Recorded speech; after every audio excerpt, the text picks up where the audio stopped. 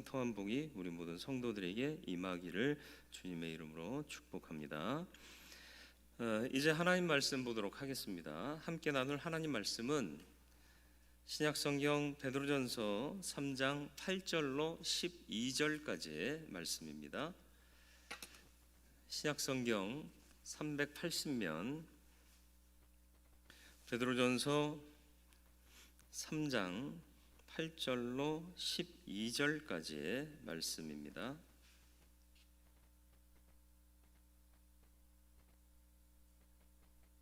말씀 봉독해 드리겠습니다. 마지막으로 말하노니 너희가 다 마음을 같이하여 동정하며 형제를 사랑하며 불쌍히 여기며 겸손하며 악을 악으로 욕을 욕으로 갚지 말고 도리어 복을 빌라. 이를 위하여 너희가 부르심을 받았으니 이는 복을 이어받게 하려 하심이라. 그러므로 생명을 사랑하고 좋은 날 보기를 원하는 자는 혀를 금하여 악한 말을 그치며 그 입술로 거짓을 말하지 말고 악에서 떠나 선을 행하고 화평을 구하며 그것을 따르라. 주의 눈은 의인을 향하시고 그의 귀는 의인의 간구에 기울이시되 주의 얼굴은 악행하는 자들을 대하시느니라 하였느니라. 아멘. 오늘도 주의 음성 듣게 하시고 말씀하실 때 들은 대로 순종하며 살 수 있는 결단도 허락하여 주셔서 하나님의 뜻대로 살기에 부족함 없는 믿음의 사람 되게 하여 주옵소서. 예수님의 이름으로 기도드리옵나이다. 아멘. 고난과 핍박 견디기 쉽지 않은 것이고요. 닥쳐오면 많은 사람들이 묵묵하게 잘 참아내는 경우가 많지 않습니다. 안절부절, 초조, 심지어는 불면증에 시달리기도 하고요. 그래서 평정심을 잃어버립니다. 또 그런 고난과 어려움을 가져다 준 대상이 있다면 그 사람 정말 미워하게 되고요. 분노하게 됩니다. 또 조금 더 나아가면요. 이런 상황에도 아무런 응답이 없으시고 또 개입하지 않으시는 하나님에 대한 서운함이 또 밀려오게 되죠. 그리고 또 질문하게 되죠. 왜 이런 고통이 나한테 이렇게 생각하게 되죠. 하필이면 많고 많은 사람 중에 왜 나에게 이렇게 생각하면서 상처받았다 그러면서 하나님을 원망하다가 믿음에서 떠나는 경우도 있습니다. 고난에 대한 가장 부정적인 반응일 수 있습니다.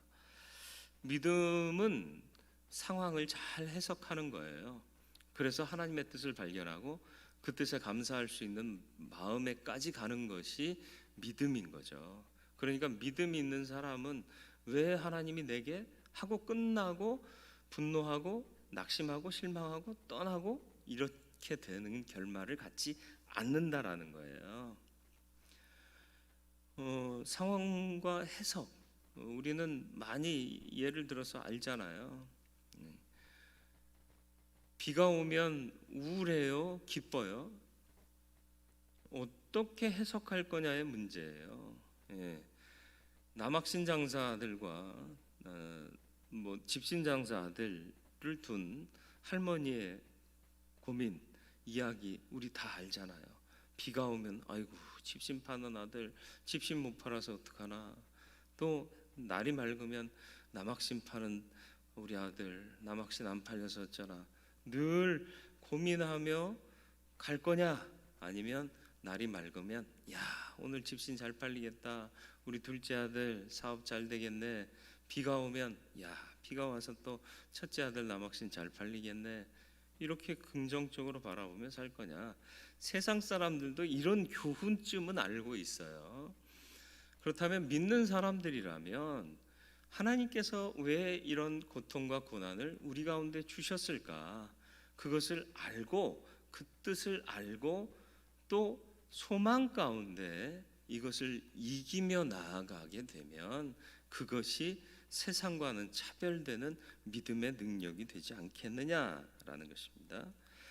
고난 앞에서 우리는 어떻게 처신해야 되느냐, 어떻게 하면 고난을 이겨낼 수 있느냐, 맡겨야 돼요. 믿음은 의뢰하고 의지하는 거고요. 맡기는 게 믿음이거든요. 근데 우리는 그렇지 않게 살다가 결국은 위기와 고난을 만나게 되더라라는 것입니다. 시편 55편 22절입니다. 내 짐을 여호와께 맡기라. 그가 너를 붙드시고 의인의 요동함을 영원히 허락하지 아니하시리로다. 믿으신가요? 믿으면 맡기세요. 맡긴다는 게 뭐예요? 내려놓는 거예요. 하나님이 책임져 주실 줄 믿고 가는 거예요.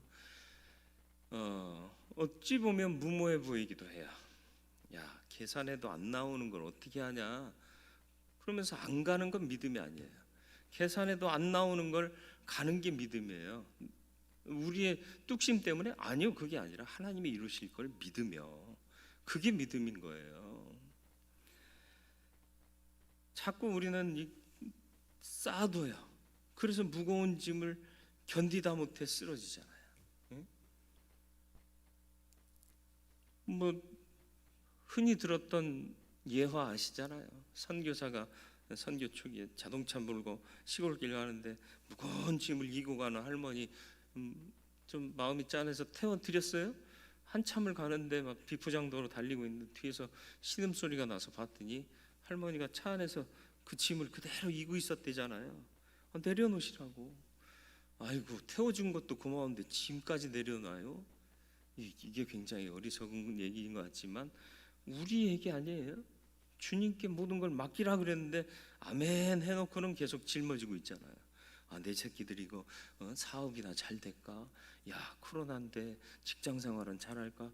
아니, 하나님께서 책임져 주실 걸 믿고 기도하시라는 거예요. 기도. 하나님 책임져 주실 줄 믿습니다. 어떠한 상황 속에서도 어떠한 고난 속에서도 이겨낼 수 있도록 하나님께서 길을 내실 줄 믿습니다. 그러면서 두려움을 이기고 감사와 기쁨으로 주님 앞에 나아갈 수 있는 건, 이게 고난을 극복할 수 있는 믿음의 힘 아니겠습니까?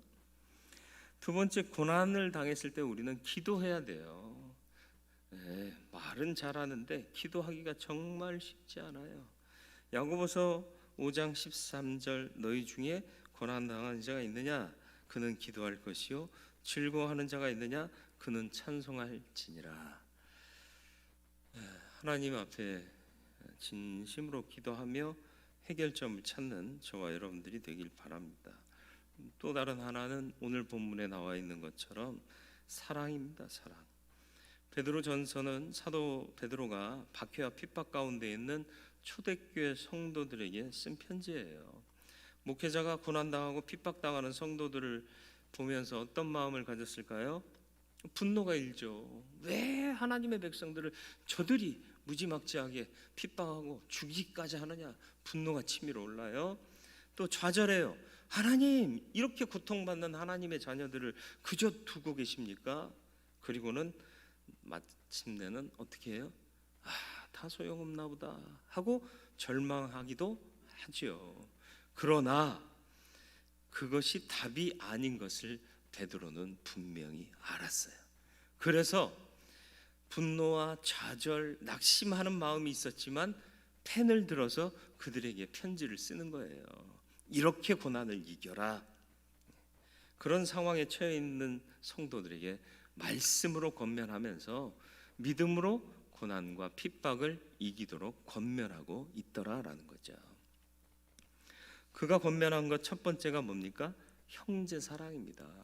8절 말씀이요, 마지막으로 말하느니 너희가 마음을 같이하여 동정하며 형제를 사랑하며 불쌍히 여기며 겸손하며 그랬습니다. 사랑의 능력 있는 건 아시잖아요. 여자는 약하지만 어머니는 강하다. 왜요?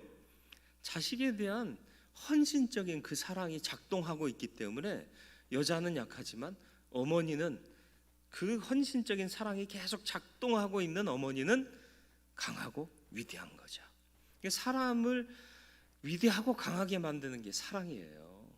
예수 그리스도의 사랑을 정말 깨달은 사람들은 어떤 고난도 두려워하지 않고요, 어떤 어려움 속에서도 낙심하지 않을 수 있는 것은 바로 이 사랑 안에 담겨져 있는 힘 때문에 그렇습니다.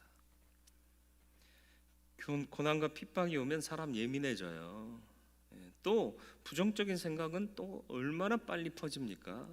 그런 속에서 우리가 할 수 있는 것은 뭐냐? 형제를 더욱 사랑하는 것이다. 진짜 친구와 가짜 친구는요, 고난이 닥쳐보면 알아요. 지만 살겠다고, 혹은 고난에 처해 있는 친구 모른 척하고, 그러면 그건 친구가 아니죠. 아픈 자들이 교회 공동체 안에 있을 때 사랑으로 건네는 위로와 권면은 큰 힘이 됩니다. 형제사랑 어떻게 할 거냐? 다 마음을 같이 하여. 이 말씀 속에 있어요. 마음을 같이 하는 거 굉장히 중요하고요. 형제 사랑의 시작점입니다. 헬라어 원어로 보면 호모 프로네스, 호모스 하나의 그런 뜻과 프렌 마음이라는 뜻이고 생각이라는 뜻이에요. 이게 결합된 단어예요. 그러니까 하나의 마음이 되는 것. 호모스라는 말에서 여러 가지 단어들이 파생됐는데 음악의 하모니도 바로 여기서 파생된 말입니다. 음치의 조건을 제가 예전에 말씀드렸어요. 자기 소신이 강한 사람이 음치가 됩니다. 무슨 말인지 아시겠어요? 반주를 들어야 음을 잡는데 반주는 반주대로 가고 난 내 소신껏 소리를 내는 거예요. 그럼 음치돼요. 합창을 하는데 옆에 사람 소리를 안 듣고 내 소리만 내요? 이게 음치가 되는 거예요. 그래서 시편에 보면 인도자를 따라 부르는 노래 이런 표현이 많이 나와요. 인도자를 따라서 부르는 노래 굉장히 중요한 거죠. 예배는 사회가 아니에요. 예배를 드린 주보에 보면 집례 혹은 인도 이렇게 써야 되는 거예요. 예배를 잡고 이끄는 사람인 거고요. 예배를 인도하는 거지 사회 보는 게 아니에요. 사회는 세상에서 보는 거, 일반 행사에서 하는 거. 예배는 그 전체를 이끌어가는 거예요. 그러니까 예배 인도자는 항상 준비된 마음으로 있어야 돼요. 물론 예배 순서 담당자 모두가 다 준비된 마음이 필요하지만 특별히 예배 인도자가 되면 찬양도 미리 불러봐야 되고 또 기도하고 말씀 전하는 순간순간을 머릿속으로 시뮬레이션 해야 돼요. 그래서 이때는 어떤 멘트, 정해진 멘트가 있지만 이것보다 부드럽게 그리고 보편적으로 다 이해할 수 있도록 그런 멘트. 미사력을 막 쓰고 잡다한 얘기를 사회 인도자가 하는 경우가 참 많아요. 아무 의미가 없어요. 예배를 잘 인도하기 위해서 기도로 준비해야 되는 거죠. 어쨌든 그렇습니다. 하나의 마음을 만들 수 있도록 해가는 것 굉장히 중요한데 인도자를 따르고 잘 듣고 나를 맞추는 것이 굉장히 중요한 거예요. 믿음이 바로 그런 거예요. 난 탁월해 보여요. 나는 10걸음도 먼저 갈 수 있을 것 같아요. 그런다고 10걸음 먼저 가는 게 허용되느냐? 아니라는 거예요. 하나님은 교회 공동체 안에 하나의 몸으로 묶어두셨습니다. 그러니까 마음은 저기 가 있어도 함께 가야 되는 거예요. 나이 들어서 축구하면 안 되는 이유를 아시나요? 마음은 저기 가 있어요. 근데 몸은 아직 여기 있어. 그러니까 넘어지는 거예요. 그래서 다치고요. 젊었을 땐 다쳐도 빨리 낫잖아요. 근데 나이 먹어서 다치면 오래 가요. 뭔 얘기를 하려는지 아시겠어요? 하나님의 뜻과 우리의 행동이 같아져야 되는 거예요. 그게 하나 되는 거예요. 누구를 향해? 하나님의 뜻을 향해 하나 되는 거, 한 마음 품는 거 굉장히 중요하다라는 거죠. 소신껏 내 소리만 내는 인생에 음치되지 마시길 축원합니다. 반주 소리를 잘 들으세요. 하나님이 이끄시는 그 이끄심을 잘 보고 들으세요. 그래서 맞춰 가시길 바랍니다.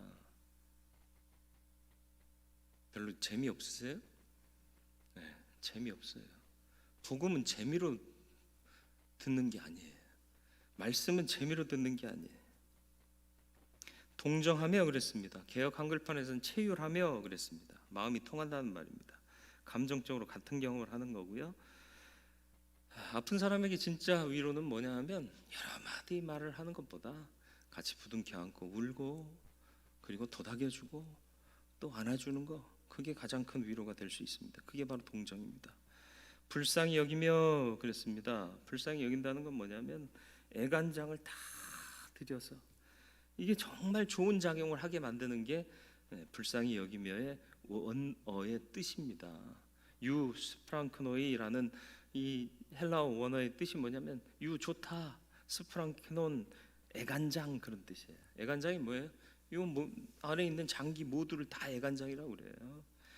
애쓰고 애간장이 녹듯 사랑하는 것, 그 마음이 필요하다라는 것이죠. 그리고 겸손하라 그랬네요. 겸손이 사랑을 시작하는 첫 걸음입니다. 진짜 겸손해야 돼요. 겸손한 척하면 사랑이 불가능해요. 교회가 정말 사랑이 넘치는 교회가 되기를 원하면 모두가 겸손해져야 돼요. 그런데 안 겸손한 사람이 한 둘이 있다 보면 그것 때문에 교회가 교회되는 것이 막히는 겁니다.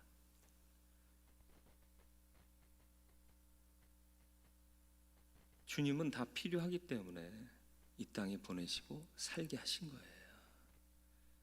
세상의 약육강식의 논리로 교회를 바라봐서는 정말 안 돼요. 그런데 그런 세상의 생각들이 그대로 교회에 들어오니까 교회가 천국의 모델이 아니라 세상과 다를 바 없는 집단이 되어버리게 되더라는 거죠. 장애인도 교회 안에서는 귀중한 존재예요. 믿음의 눈으로 보면 하나님께서 우리에게 없는 무언가를 그에게 주셨어요. 그래서 그도 우리와 함께 하도록 만드신 거예요. 근데 세상의 논리로 보면 장애인들은 우리의 도움을 받아야 되고 우리보다 약한 존재고, 이런 논리로만 접근하게 된다는 거예요. 도리어 복을 빌라. 고난을 이기는 사랑은 핍박하는 자, 원수를 용서하고 사랑하고 오히려 축복하는 거예요. 9절 말씀이요, 악을 악으로 욕을 욕으로 갚지 말고 도리어 복을 빌라. 이를 위하여 너희가 부르심을 받았으니. 우리가 하나님의 자녀로 부르심을 받은 이유가 뭐다? 악을 악으로 욕을 욕으로 갚지 않고 오히려 핍박하는 자들을 축복하고 용서하기 위해서 부름받았대요. 왜요? 그래야 세상이 변하거든요. 그래야 사람이 변하거든요. 구약의 법은 뭐예요? 눈에는 눈, 이에는 이. 맞았으면 똑같이 때려. 그래야 속이 후련할 거 아니에요. 이게 정당하지 않아요? 이게 정의 아닙니까? 내가 피해 당했으면 피해 입힌 놈일 수는 없죠. 피해 입힌 사람에게 똑같이 보복하는 거, 동해보복법이 구약의 율법의 기초였죠. 그러나 예수께서 오셔서 그게 답이 아니다 말씀하고 가르치셨습니다. 원수가 한 뺨을 대면 다른 뺨을 돌려대라. 이게 말이 됩니까? 맞는 놈 계속 맞아야 되는 건가요? 그런 논리가 아니에요. 악을 악으로 갚지 말라는 거예요. 세상을 변화시킬 수 있는 것은 용서와 사랑밖에 없다는 것을 여기서 말씀하고 있는 거예요. 도리어 복을 빌라. 사도 바울이 어떻게 해서 사도가 될 수 있었죠? 사울이었던 청년이 어떻게 사도 바울로 바뀌었을까요? 두 가지의 사랑과 용서가 있었어요. 예수와 스데반. 예수 십자가의 사랑과 용서와 은혜는 우리가 다 잘 알아요. 당신을 십자가에 못 박고 조롱하는 자들을 위해서 용서의 기도를 하셨잖아요. 스데반은요, 돌에 맞아 피를 흘리며 죽어가면서도 역시 돌을 던진 자들을 위해 기도했습니다. 그 사랑이 바울을 변화시킨 거예요. 저와 여러분들이 정말 이 일을 위해 부르심을 받았다는 것을 놓치지 않았으면 좋겠습니다. 세상 사람들과 똑같이 분노하고 똑같이 대응하려고 하고 똑같이 되갚아 주려고 하니까 교회가 너무 차가워지는 거예요. 교회가 너무 메마른 거예요. 용서하고 용납하고 그 사랑에 또 감격해서 또 변화가 또 일어나야 되는데 그게 안 되는 거예요.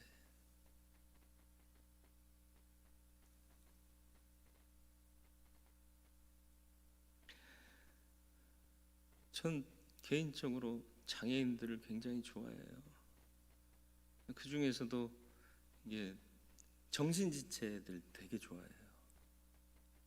왜냐하면 걔네들 속에는 내게 없는 순수함이 있어요. 물론 그놈들도 욕심 많아요. 먹는 거 갖고 진짜 머리 터지도록 싸워요. 예. 근데 그건 다 똑같은 우리의 욕망이고, 우리는 그걸 잘 감추고 있을 뿐이고 걔네들은 그걸 잘 감추지 못하는 것 뿐이고. 근데 걔네들하고 잘 대화도 안 되지만 앉아서 대화를 한번 해보면요, 영혼이 맑아져요. 그래서 그들을 하나님께서 우리와 같이 존재하게 하시는 거예요. 우리 중에 좀 들떨어진 사람 있나요? 있을 거예요. 우리 중에 꼭 뒤처지는 사람 있나요? 있을 거예요. 기능적으로는 그럴지 몰라도 그들을 잘 들여다보세요. 이것 때문에 하나님이 저를 사랑하시고 우리 공동체의 일원으로 만드셨구나, 이걸 깨달을 수 있을 거예요. 그걸 보는 눈이 열리는 게 믿음인 거죠. 세상하고 똑같이 잘 나가고 높은 놈들, 아니 놈이라고 그래서 이해하든 오해하든 알아서 들으세요. 흥분해서 뱉은 말을 어떻게 다시 주워 담겠어요. 그런 사람들만 교회에서 똑같이 인정받으면 이게 교회냔 말이에요. 이게 하나님의 사랑이냔 말이지. 아니라는 거예요. 알면서도 놓쳐주기도 하고, 알면서도 늦춰주기도 하고, 모르면서도 때로는 아는 척 해가며 희생하고 헌신도 하고. 세상은 자기 이익을 따라서 아는 척도 하고 모른 척도 하지만, 우리는 자기 헌신과 희생을 위해서 아는 척도 하고 모른 척도 하는 거예요. 생명을 사랑해야 됩니다. 10절 말씀이요. 생명을 사랑하고 좋은 날 보기를 원하는 자 혀를 금하고 악한 말을 그치고 그 입술로 거짓을 말하지 말고. 이 말에 생명이 있는 거예요. 말 잘해야 되는데 요즘은 제가 말을 많이 더듬어요. 누구랑 대화할 때. 그래서 하나님께서 내게 문제가 있는 걸 보게 하시는구나 생각을 하는데, 청산유수로 잘하고 싶다 그런 얘기는 아니에요. 제대로 말하고 싶다, 하나님이 기뻐하시는 말을 하고 싶다, 그런 거예요. 오늘 생각 불현듯 제가 정치인 누구를 욕하고 있더라고요. 물론 개인적인 감정 때문에 그런 게 아니에요. 교회에 대한 굉장히 안 좋은 얘기를 한 사람이 있어서 그 사람을 제가 욕했다고 또 오해하지 마세요. 아주 심한 욕, 청소년들이 쓰는 욕을 그렇게 리얼하게 한 거 아니에요. 그래도 저는 좀 인격이 좀 있으면 좀이라도, 험한 말로 욕한 건 아닌데 그를 탓하고 그를 비난하고 그러고 있더라는 거죠. 근데 오늘 말씀을 보니까 그러면 안 된대요. 그러지 않기 위해서 우리가 부름을 받았다고 하고, 우리가 보는 건 생명이라는 거죠. 생명을 사랑하는 자는 혀를 금하고 악한 말을 그쳐야 된다. 그렇네요. 요즘 코로나 때문에 교회가 많이 순환을 당하고 지금도 부정적인 위치에 있습니다. 부정적인 대상이 되어버렸어요. 그러니까 누구라도 안 좋은 소리 하면 막 아드레날린이 분비되면서 그놈의 인간을 보게 돼요. 그러니까 좋은 말이 안 나오는 거예요. 이건 인간적인 반응. 성도의 반응은 어떠해야 되느냐? 악을 악으로 갚지 말고 욕을 욕으로 갚지 말아야 되는 거예요. 오히려 축복하라. 이걸 위해서 너희가 부르심을 받았다. 그러니까 우리를 곤란하게 하고 우리를 어렵게 하는 사람들을 위해서 우리는 축복하는 거예요. 축복은 빌축자의 복복자를 씁니다. 복을 빌어주는 거예요. 내가 복이 있는 사람이 아니라 복 있는 분이 저 사람에게 복 주시기를 비는 게 축복이에요. 그러니까 하나님이 주시는 게 축복이 아니에요. 하나님은 복을 주시는 분이라 그냥 하나님이 주시는 복은 복 주시는 거예요. 하나님이 축복하십니다. 틀린 표현입니다. 하나님이 복 주십니다. 이게 맞는 표현이에요.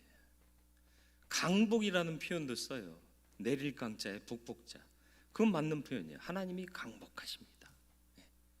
복을 내려주십니다. 근데 우리는 너무 흔히 축복이라는 말을 마치 거룩한 복을 받는 걸로 오해해가지고요. 하나님이 축복이 어디 있어요? 하나님이 복이 없으셔서 남의 걸 빌려다가 제 복 주세요 하실 분이에요? 아니라는 거죠. 어쨌든 좀 이것도 잠시 딴 얘기. 왜 우리가 핍박하는 자들을 위해서도 용서하고 기도하고 오히려 선하게 그들을 대해야 하느냐? 12절 주의 눈은 의인을 향하시고 그의 귀는 의인의 간구에 기울이시되 보고 듣고 계시는 거예요. 아무도 없다고 생각하고 마음대로 짓거리며 살지 말라는 거예요. 하나님은 보고 계시고 듣고 계시다라는 겁니다. 우리 마지막 찬양으로 463장 부를 거거든요. 신자 되기 원합니다. 가사가요 단순해요. 너무 단순해요. 신자 되기 원합니다. 진심으로 진심으로 이거밖에 없어요. 예수 닮기 원합니다. 진심으로 진심으로 사랑하기 원합니다. 진심으로 진심으로 그거밖에 없어요. 제가 한번 불러봤어요. 되게 어려워요. 가사는 너무 간단한데 이거 박자 맞추기가 너무 힘든 거 아세요? 잘 모르시겠어요? 잠시 후를 기다리세요. 잠시 후에 불러보면 지금 조금 있다 박자 놓쳐요. 왜 이 찬송을 이렇게 지었을까? 예수 닮고 거룩해지고 사랑하고 그렇게 살아가는 신자 되는 게 보기에는 너무 간단하지만 해보면 어려운 거다. 아마 이 찬송에 담아내려고 작곡자가 막 느림표 뭐라 그래요? 이거 이 느림표 맞나요?